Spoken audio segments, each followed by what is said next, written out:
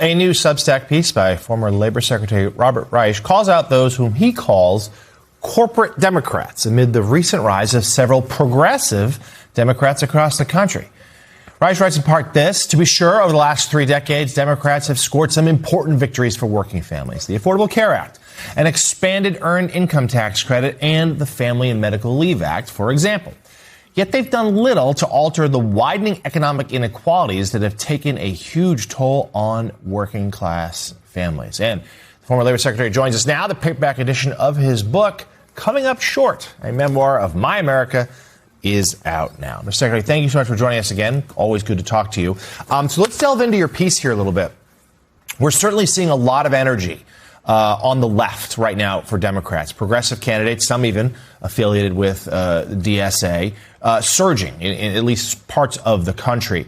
Is that because, in your estimation, they are talking big swings, big promises, and not just settling?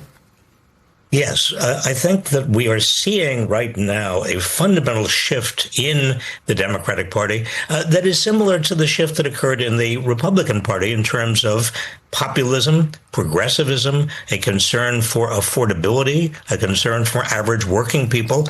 And for too long, it seems to me at least, and again, I don't want to engage in false equivalence because I think the Democratic Party at least does value working people and has been on the side of working people to a far greater extent than the Republican Party, in my humble opinion.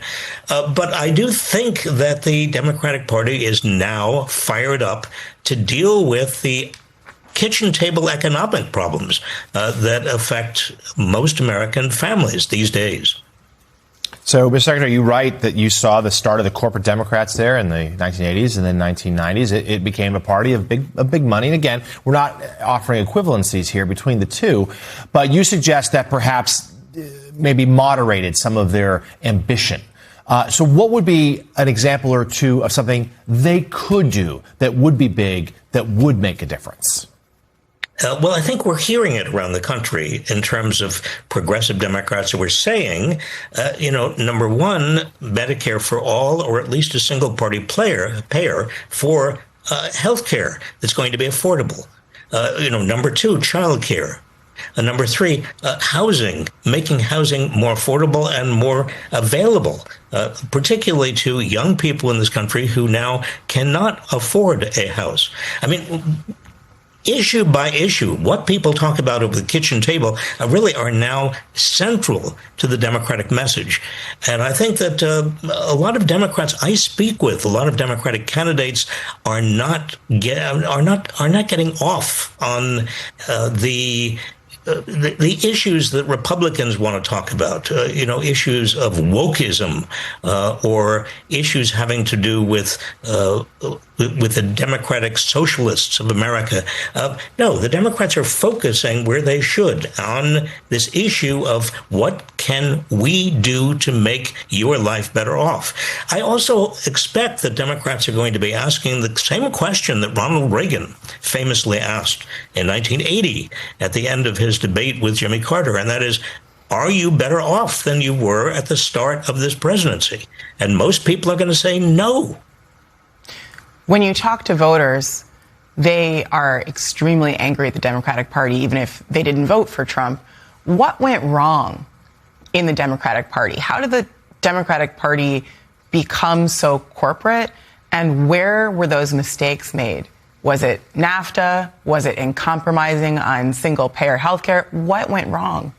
Oh, I think you've got to go way back, back to the early 1980s, when the Democratic Congressional Campaign Committee under, let's say it was Tony Coelho at the time, made a deal with corporate America and said essentially, look, we are in control of the House. We've been in control of the House since 1955. Remember, this is the early 80s. So we're going to be in control of the House forever. Why shouldn't we drink at the same trough as the Republicans? And that proved to be a deal that was really an unmaking of the Democratic Party. I mean, once the Democrats began drinking at the same corporate trough as the Republicans, it's very difficult to bite the hands that feed you. And I saw again and again Democrats who were reluctant to take on big corporations and Wall Street because of all the funding that was coming from big corporations and Wall Street. The big difference I see now is that Democrats are saying, many Democrats, not all, but many Democrats are saying to those funding sources, those big corporations and the wealthy people, they're saying, no, we don't want your money. We are actually depending now on small donations. We think we can do it. We're organizing like mad, and we're creating a very different kind of campaign. And I think we'll see this increasingly in the Democratic Party. The paperback edition of Coming Up Short, a memoir of My America, is available now. He's also got a can't miss Substack. Author and former Labor Secretary Rob Reich, thank you very much. We appreciate it. Thank you.